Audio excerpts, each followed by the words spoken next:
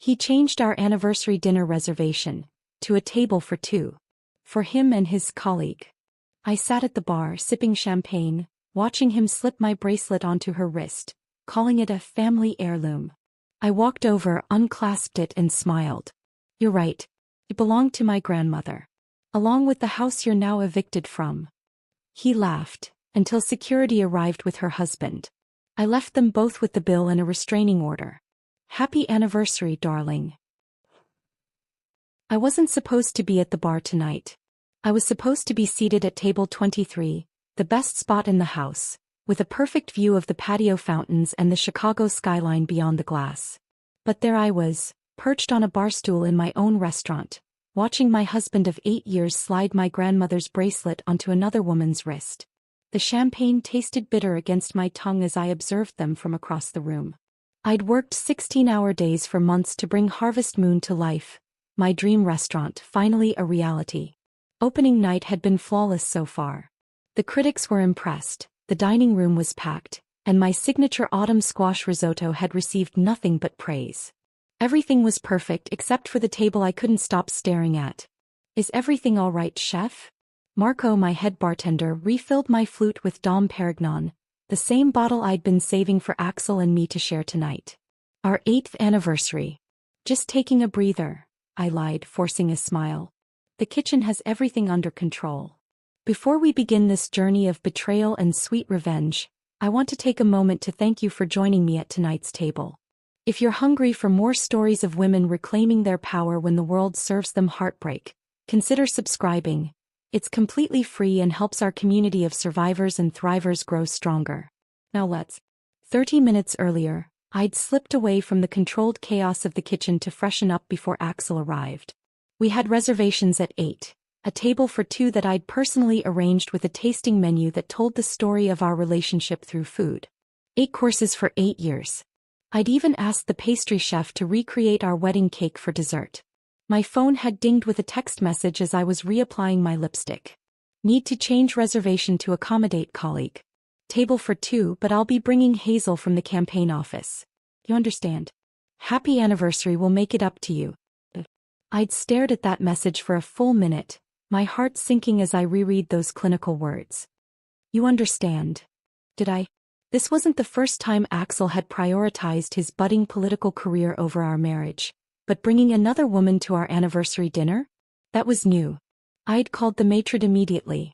"There's been a change to my husband's reservation," I said calmly. "Please keep his table for two, but add a glass of our best champagne at the bar." "That'll be for me." Now I watched as Axel laughed at something Hazel said, his hand lingering on her forearm. She was everything I wasn't, polished in that campaign-ready way, with honey blonde hair that fell in perfect waves past her shoulders. Her red dress hugged curves that my chef's coat had hidden for years. I tugged self-consciously at my black dress, the one I'd bought especially for tonight, now feeling like an afterthought in my own restaurant. 8 anniversaries. The first, we'd gone camping in Michigan, making love under the stars after a dinner of hot dogs and beans. The 5th, Paris, where Axel had surprised me with cooking classes at Le Cordon Bleu, the push I'd needed to finally pursue my culinary dreams. Last year he'd forgotten entirely, coming home at midnight with a hastily purchased gas station rose and mumbles about campaign meetings running late. I fingered the stem of my champagne flute, remembering how we used to be. Before the campaign. Before his ambitions for state senate consumed everything. Before I became a box to check on his path to political success. Supportive wife, check. Small business owner, check. All-American backstory, check. The sommelier approached their table with the wine I'd selected for us, a 2012 Barolo that we'd first tasted on our honeymoon in Italy. Axel was making a show of it, explaining the wine to Hazel as if he were the expert. I watched her lean forward, captivated by whatever story he was telling. Then the light caught something on her wrist and my entire body went cold. The bracelet. My grandmother's tennis bracelet. Delicate diamonds set in white gold, with a distinctive Art Deco clasp that couldn't be mistaken for anything else. I'd worn it on our wedding day as my something old. It had been in my family for 3 generations. I remembered the day I'd shown it to Axel, telling him about my grandmother pawning it during hard times to keep our family afloat, only to buy it back years later with her saved tips as a waitress. How she'd given it to me on her deathbed, making me promise to only share it with someone worthy of our family's resilience. Axel was gesturing animatedly now, clearly deep into some campaign anecdote. I caught fragments, family heirloom, and passed down for generations. He was telling my family story, claiming my history as part of his narrative.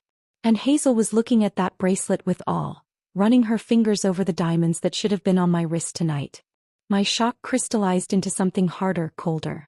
This wasn't just a forgotten anniversary or a career prioritized over marriage.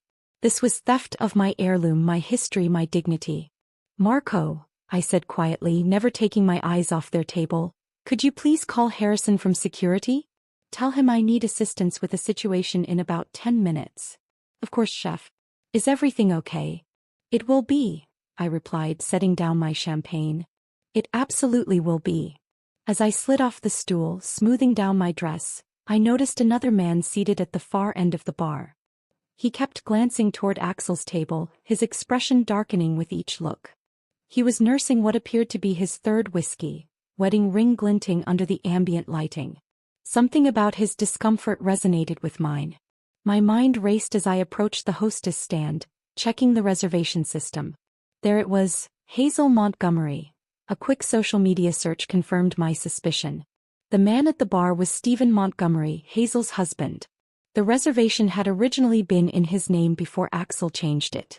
I felt a calm clarity wash over me as the pieces fell into place. The betrayal was even more calculated than I'd initially thought. This wasn't just an inappropriate work dinner. They hadn't even tried to be discreet, using their real names, coming to my restaurant on my anniversary. I took a deep breath and made my way toward their table, my chef's instincts taking over. In the kitchen, timing is everything. The perfect moment to remove a steak from heat, to add the final seasoning, to present the dish. This confrontation required the same precision. As I approached, Axel still hadn't noticed me. He was too engrossed in whatever lie he was spinning, one hand now covering Hazel's, the diamonds of my grandmother's bracelet catching the light between their intertwined fingers. 3 steps away and I finally caught his eye. For just a second, I saw panic flash across his face before he composed himself, plastering on that campaign-ready smile I'd grown to despise. Melody. There you are, he exclaimed too loudly. I was just telling Hazel about your restaurant. Join us. In that moment, looking at my husband pretending nothing was wrong while another woman wore my family's legacy on her wrist, something inside me hardened into diamond-like resolve. 8 years of compromises, of stepping back so he could step forward, of swallowing disappointment, it all ended tonight. I smiled, feeling more powerful with each step toward their table. Oh, I wouldn't miss this for the world, darling. Happy anniversary to us, indeed. Time seemed to slow as I approached their table, each step bringing me closer to a confrontation I never imagined having on what should have been one of the happiest nights of my life. My focus narrowed to the glittering diamonds encircling Hazel's wrist. Diamonds that held stories she couldn't possibly understand. The bracelet had first belonged to my great-grandmother Josephine, a wedding gift from her husband before he left for World War II. When he never returned, that bracelet became her lifeline. She sold 1 diamond at a time to feed her children during those desperate years, replacing each stone as she built a small dressmaking business from her kitchen table. By the time she passed it to my grandmother Eleanor, every diamond had been earned twice over. Mom always said that bracelet carried our family's tenacity in each stone. Diamond hard, diamond bright, she would whisper, running her fingers over the clasp. That's how Thompson women survive. I remembered sitting at my grandmother's vanity as a child, watching her fasten that bracelet before heading to her night shift. Eleanor had worked as a waitress at Callahan's Diner for 37 years. First to put my mother through college, then to help my parents when Dad's construction business faltered. The bracelet would catch the light as she poured coffee, the only luxury she allowed herself. Why don't you sell it? I once asked her during a particularly lean month when I overheard my parents discussing unpaid bills. We could get a new car. Eleanor had cupped my face in her hands, her eyes fierce despite her gentle touch. Melody Jane, some things are worth more than their price tag. This bracelet isn't just diamonds, it's every sacrifice, every triumph, every moment we chose courage over comfort. Someday when you understand what really matters, it'll be yours. I understood in 2008, when the Great Recession hit and my grandmother faced foreclosure on the small craftsman house my grandfather had built with his own hands. I was in culinary school then, barely making ends meet myself. She called me one evening, her voice strained but determined. "I'm pawning the bracelet tomorrow," she said simply. "Gran, no. There must be another way. I can drop out, get a full-time job." "This is exactly what it's for," she interrupted. "Your education matters. This house matters. The bracelet has saved this family before and it will again." For 9 months, the bracelet sat in a pawnshop while my grandmother worked double shifts despite her arthritis, while I catered events between classes, while we both pretended not to count the days until the loan would default. I still remember the afternoon we walked into that shop together, how her hands trembled as she counted out the cash, the last payment with $23 to spare. "See," she said, clasping it back onto her wrist where it belonged. "Diamond hard, diamond bright." When she died 3 years later, I was the only one at her bedside. My parents had moved to Arizona by then and my sister was stationed overseas. Eleanor slipped the bracelet from her wrist to mine with the last of her strength. "Remember what really matters," she whispered. "And only share this with someone worthy of our legacy." I thought Axel was worthy. We met when he came to the restaurant where I was sous chef, campaigning for city council. He charmed everyone, remembering names, asking thoughtful questions about the neighborhood. When he asked for my number, I surprised myself by saying yes. Our courtship was a whirlwind. 6 months later, on a crisp autumn evening much like tonight, he proposed at the lakeshore. I said yes without hesitation, certain I'd found someone who valued family and hard work as much as I did. A week before our wedding, I showed him the bracelet for the first time, telling him its history as we sat on the porch swing of my grandmother's house. "Our house now." "This is remarkable," he said, examining the antique clasp. "It must be worth a fortune." "It's priceless," I corrected him. "It's survived the depression, war, recession, everything life has thrown at the women in my family." Axel looked at me with such tenderness then. "I'll never let anything happen to it or to you." 2 days after our wedding, I found him studying the insurance appraisal. "Just being responsible," he explained. "Something this valuable needs proper protection." I believed him. I believed him about so many things. 4 years into our marriage, when Axel decided to run for state senate, our savings weren't enough for the campaign launch. We sat at our kitchen table reviewing our assets when he suggested refinancing the house. "This is my grandmother's house," I protested. "It's been paid off for years." "It's an investment in our future," he countered. "Once I'm elected, we'll pay it off again in no time." When I hesitated, his eyes fell on my wrist. "What about the bracelet?" "Just temporarily, we could get a short-term loan against it." The hurt must have shown on my face because he immediately backtracked. "I'm sorry, that was thoughtless. I know what it means to you." That night, I made the decision that seemed like trust at the time. I slipped the bracelet into his hand. "Keep it in the safe at your office," I said. "I'm afraid of something happening to it during restaurant prep, and this way it's safe but still with us." He'd kissed me deeply. "I'll guard it with my life." That was the last time I saw my grandmother's bracelet. Until tonight, gleaming on another woman's wrist, being passed off as some generous gift from my husband. As I stood before their table now, looking at Hazel's perfectly manicured fingers tracing the diamonds that represented my family's struggle and triumph, a cold clarity washed over me. The legacy of this bracelet wasn't just about maintaining a family heirloom, it was about the strength to do what needed to be done no matter how difficult. My grandmother had pawned this bracelet to save what mattered. Now it was my turn to reclaim not just the diamonds but everything they stood for. "What a beautiful piece," I said, my voice steady as I locked eyes with my husband. "Would you mind if I had a closer look?" Hazel's smile faltered as she glanced between Axel and me. "Oh, of course," she said, extending her wrist with practiced charm. "It's absolutely stunning." I gently took her hand, examining the bracelet while Axel shifted uncomfortably in his seat. The tension at the table was palpable, but I wasn't ready for the confrontation. Not yet. I needed to understand the full extent of their betrayal first. "Exquisite craftsmanship," I remarked, releasing her wrist. "Axel has excellent taste in family heirlooms." I gave him a pointed look before adding, "I should get back to the kitchen. Enjoy your meal." I walked away, feeling Axel's eyes burning into my back. Instead of returning to the kitchen, I reclaimed my spot at the bar, this time positioning myself where I could observe their table without being obvious. Marco slid a fresh glass of champagne toward me without a word. From this vantage point I could see how Axel leaned in too close when speaking to Hazel, how her hand occasionally brushed his, how they shared glances that spoke of more than professional camaraderie. Each interaction revealed layers of intimacy that had clearly developed over time. I thought back to the first sign something was wrong in our marriage. 6 months ago, Axel had started coming home smelling of unfamiliar perfume. Campaign events, he'd explained. You shake 100 hands, hug dozens of supporters. I'd nodded, ignoring the fact that the scent was always the same. Then came the late-night strategy sessions that couldn't be interrupted. The weekend retreats with his campaign team that I wasn't invited to attend. The sudden password on his phone, for security reasons. Each oddity I'd rationalized away, making excuses for the man I thought I'd married. Refill? Marco asked, interrupting my thoughts. I shook my head. I need to stay clear-headed. 3 months ago I'd found a receipt for a hotel downtown in his suit pocket while doing laundry. When confronted, Axel had an explanation ready. A donor meeting ran late and it didn't make sense to drive home.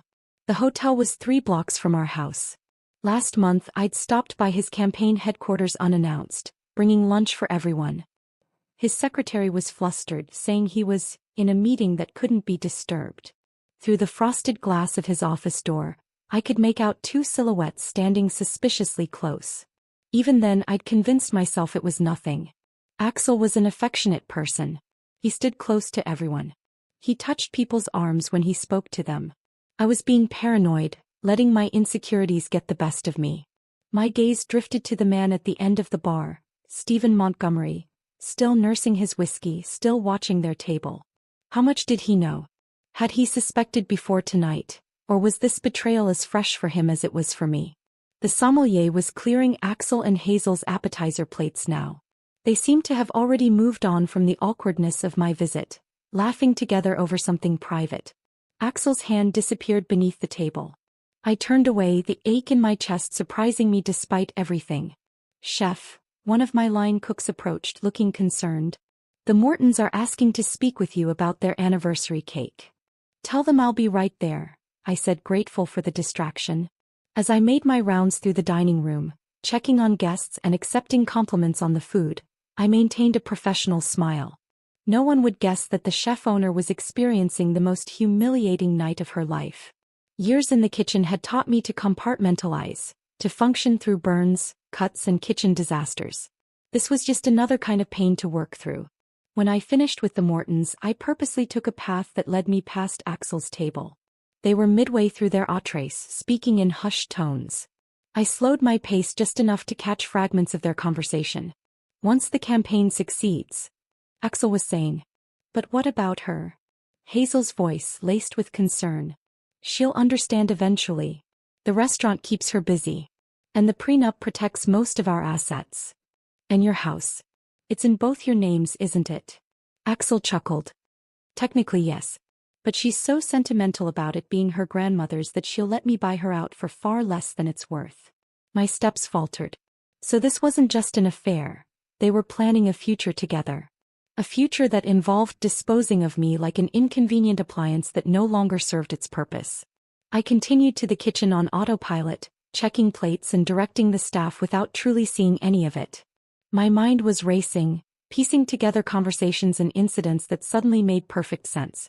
2 weeks ago, Axel had asked me to sign documents, updating our estate planning. I'd been so busy with the restaurant opening that I'd merely skimmed them, trusting him as I always had. Had those papers been setting the stage for our separation? The bracelet wasn't just a romantic gesture to his mistress. It was a calculated move. He was already treating my family heirlooms as his own, already parceling out my legacy. I returned to the bar, needing another moment to collect myself. Stephen Montgomery had shifted closer to my seat, his expression darkening as he continued to watch Axel and Hazel. When our eyes met, I saw my own pain reflected back at me. They work together? He asked quietly, gesturing with his glass. I nodded. She's his campaign manager. Funny, he said, his voice bitter. She told me she was having dinner with a female colleague tonight. Said they needed to prepare for a donor event tomorrow. The realization that we were both being lied to exactly the same way sent a cold shiver down my spine. I'm Melody, I said, extending my hand. This is my restaurant. Stephen, he replied, his handshake firm. And apparently that's my wife with your husband. Just then Axel leaned across the table and whispered something that made Hazel laugh. She glanced around before reaching into her purse and sliding an envelope across to him. He opened it discreetly, his expression changing to one of triumph as he reviewed the contents. What are they doing? Stephen muttered. I don't know, I said, but a suspicion was forming. Excuse me. I approached the hostess stand once more, this time checking the campaign's financial records on my phone. There it was. A substantial donation from Montgomery Construction had been recorded last week. Stephen's company. Returning to the bar, I showed him the screen. Did you authorize this donation to Axel's campaign? His face drained of color. That's not possible. We're nearly bankrupt from the housing market downturn. Hazel handles our personal finances, but she knows the business can't afford political donations right now. The final piece clicked into place. This wasn't just personal betrayal. It was professional, financial, and perhaps even criminal. Hazel wasn't just sleeping with my husband. She was embezzling from her own. I watched Axel pocket the envelope, his other hand still resting possessively on Hazel's arm, his fingers brushing against my grandmother's bracelet. Stephen, I said quietly, I think we need to talk. Stephen's construction-roughened hands gripped his whiskey glass tightly. I'm listening. We moved to a quiet corner of the bar, away from curious ears. I explained what I'd seen and heard, laying out the evidence of both betrayals, personal and financial. With each detail I shared, the slump in his shoulders lessened, replaced by a straightening of his spine. She's been handling the book since the recession hit, he said, voice low with controlled anger. Said she had a degree in finance I didn't know about. Turns out there's a lot I didn't know. How much could she have taken? I asked. Enough to sink the company if this keeps up. We've got 30 families depending on Montgomery Construction for their paychecks. I watched Axel signal for dessert menus, acting like he owned the place. In a way, he did. The restaurant startup costs had come from our joint savings, which he never missed an opportunity to remind me of. I'd assumed we were building something together. Now I realized I was just another asset in his portfolio, a stepping stone on his path to political success. We need to be strategic about this, I said, an unfamiliar calm settling over me. If we confront them emotionally, they'll find a way to twist it, make us look like the irrational ones. I'm not feeling particularly rational right now, Stephen muttered. I know. Neither am I. But the best revenge isn't just exposing them, it's making sure they face consequences they can't charm their way out of. My years in professional kitchens had taught me that timing and preparation were everything. We need evidence, witnesses, and the perfect moment. Harrison, my head of security, appeared at my elbow. I'd hired him away from one of Chicago's most exclusive hotels, valuing his discretion as much as his imposing presence. You needed to see me, chef? I gave him a quick overview of the situation. His expression remained professionally neutral, but his eyes darkened when I mentioned the embezzlement. So it's not just a domestic issue, he said thoughtfully. No. And I'd like to handle it without disrupting the other diners' experience if possible. Harrison nodded. I've got 2 of my team on tonight. We can position them near the table when you're ready. Just give me a signal. He hesitated. Do you want me to call the police as well? I considered this. Not yet. Let's see what evidence we can gather first. After Harrison stepped away, I turned back to Stephen. How much do you know about what they've been doing? Not enough, he admitted. But I've got access to all our company accounts on my phone. If what you're saying is true. He pulled out his device and began scrolling through financial records.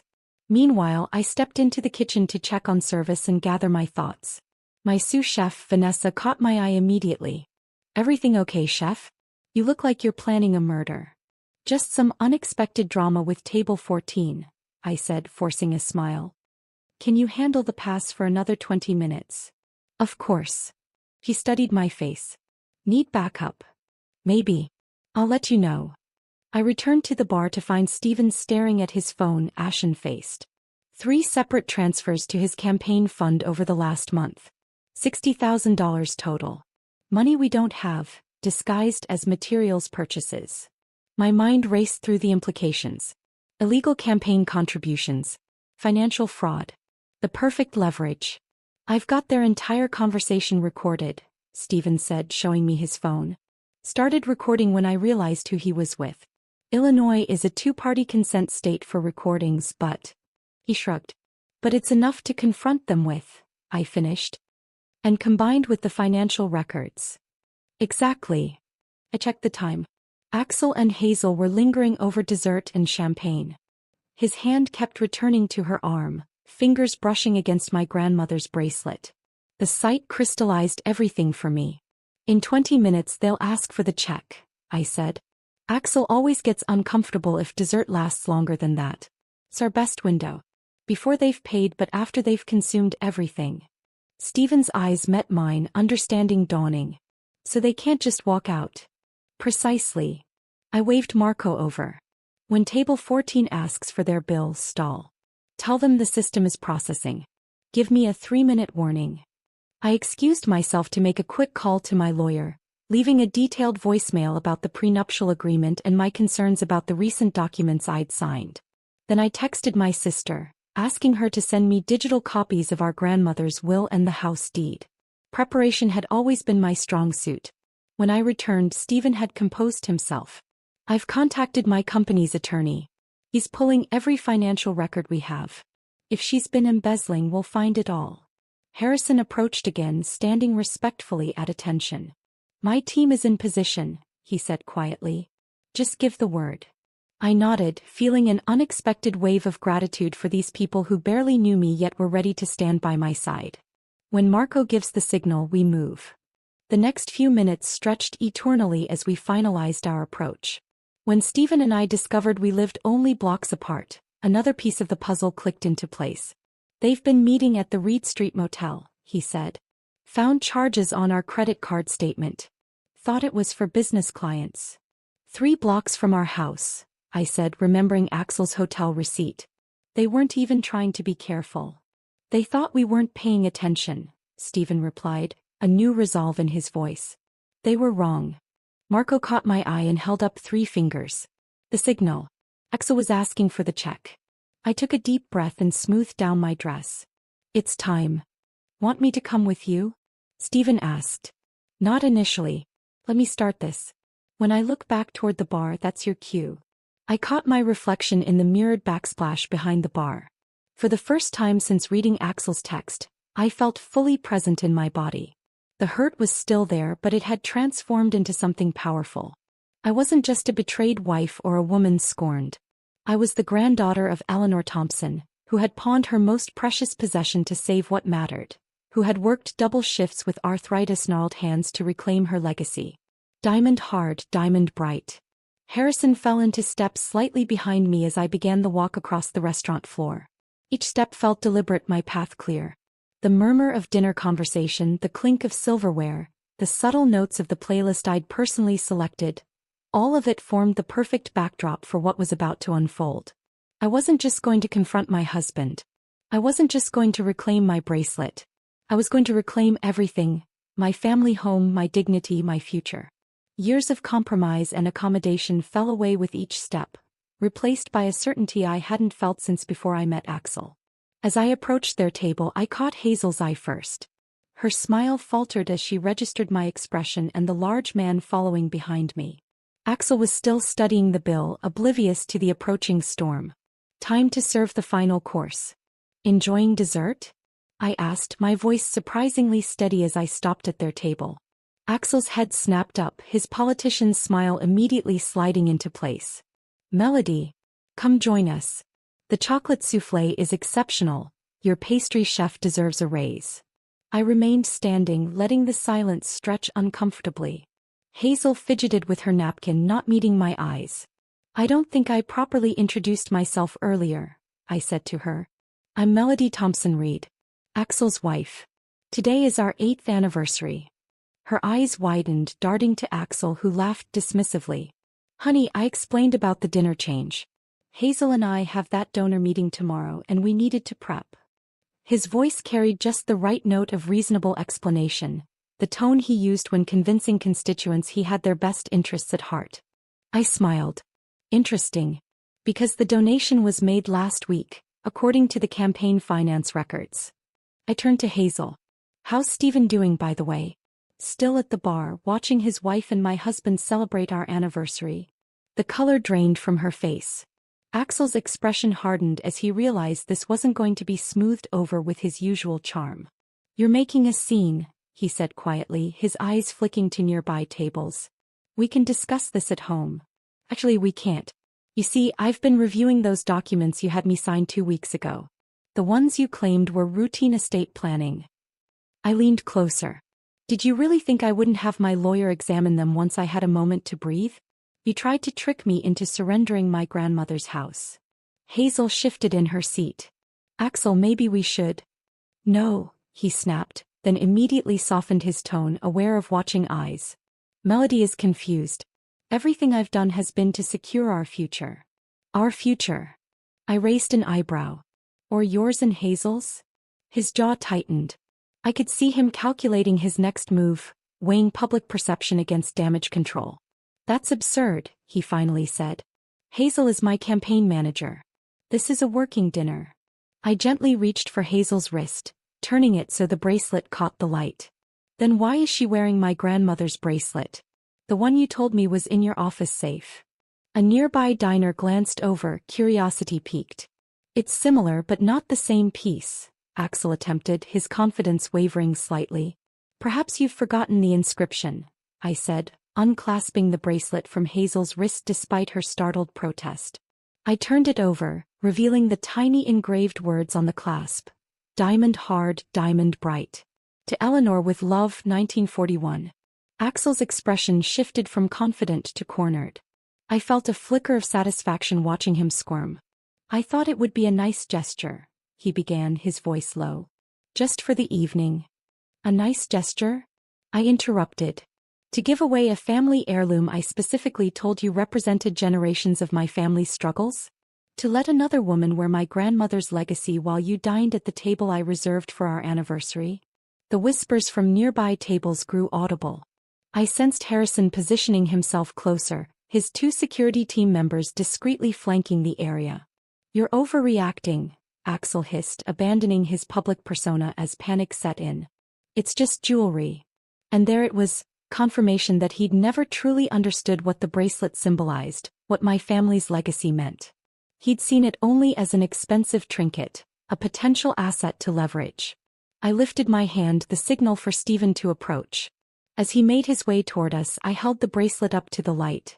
This, I said clearly, belonged to my grandmother Eleanor Thompson, who worked 37 years as a waitress at Callahan's Diner. Who pawned it during the recession to save our family home. The same home you've been trying to remortgage without my knowledge to fund your campaign. Axel's eyes darted between me and the approaching Stephen, realization dawning.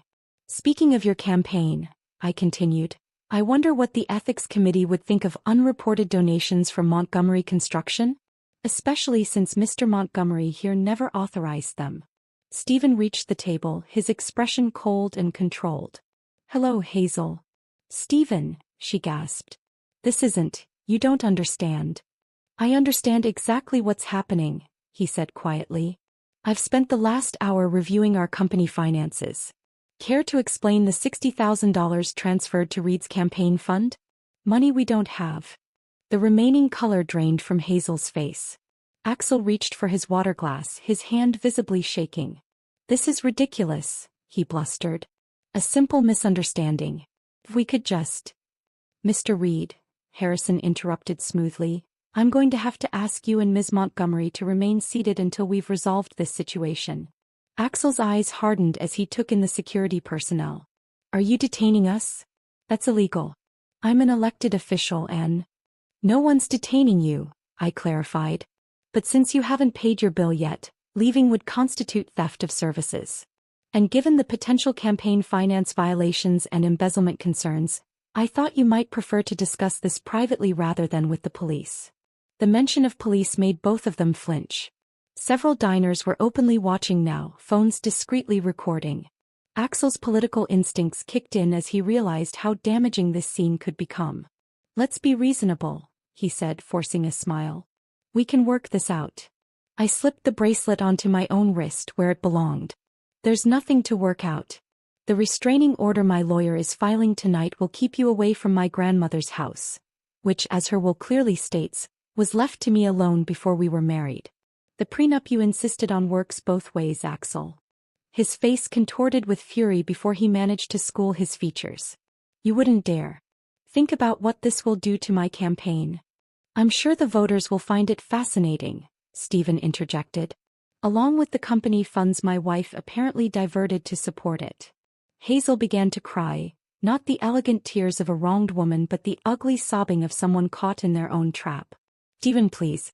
I can explain everything."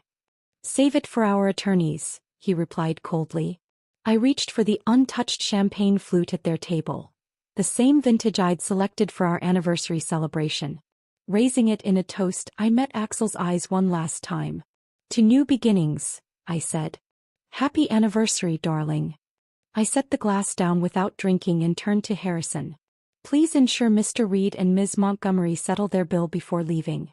Everything else is in their names: hotel charges, campaign contributions, legal consequences." As I walked away, I heard Axel calling my name, his voice stripped of its usual authority. I didn't look back. 6 months later, I stood in my kitchen, my grandmother's kitchen, preparing a private dinner for the restaurant investors who had helped me buy out Axel's share of Harvest Moon. The divorce had been finalized with surprising speed once the campaign finance investigation began. The bracelet caught the light as I chopped herbs back where it belonged. The restaurant had thrived despite, or perhaps because of, the publicity. People came initially for the gossip but returned for the food.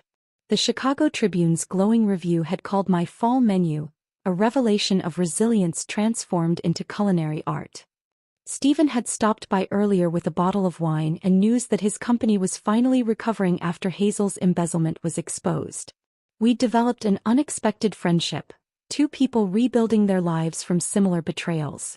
Nothing romantic, we were both too raw for that, but something equally valuable: mutual respect and understanding. Axel's political career had imploded spectacularly. Last I heard, he was working at his father's insurance company in Milwaukee, his campaign dreams shattered by ethics violations and public humiliation. As I prepared the table setting out my grandmother's china, I realized I was humming, something I hadn't done in years. The house felt alive again, filled with purpose and possibility rather than compromise and concealed resentments. Diamond hard, diamond bright. The Thompson women endured. We rebuilt. We thrived. And sometimes, when justice was served at just the right temperature, we even celebrated with a perfect final toast. If you enjoyed watching Melody serve justice alongside her 5-star menu, please hit subscribe and leave a comment below. What would you have done in her situation? Your support helps bring more stories of triumph to this channel.